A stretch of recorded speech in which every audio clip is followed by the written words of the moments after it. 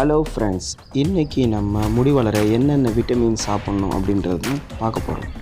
அதுக்கு முன்னாடி சப்ஸ்கிரைப் பண்ண மறந்துடாதீங்க.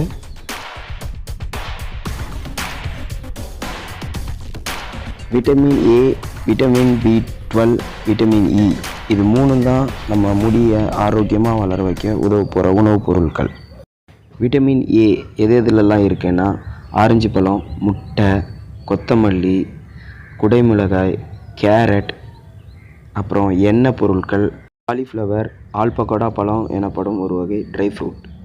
விட்டமின் பி12 இது எதுலெல்லாம் இருக்குன்னா நிறைய சீ ஃபுட், அப்புறமா இறைச்சி, அப்புறம் மஷ்ரூம், அப்புறம் ஓட்ஸ், அந்த மாதிரி வகை பொருட்களில் இருக்குது. அது அதிகமாக எடுக்கிறது நல்லது, நைட்டில் எடுக்கக்கூடாது.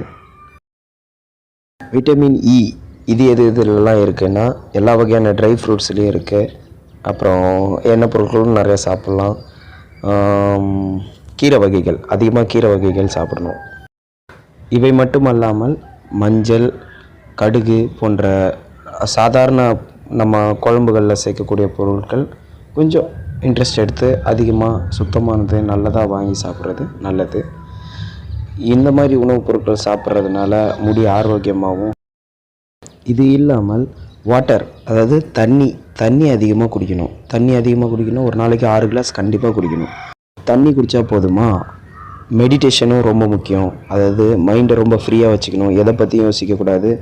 மேக்ஸிமம் முடி கொட்டுறதை பற்றியும் யோசிக்கக்கூடாது. இதெல்லாம் ரெகுலராக ஃபாலோ பண்ணிங்கனாலே உங்கள் முடி ரொம்ப ஆரோக்கியமாக வளரும். தேங்க்யூ.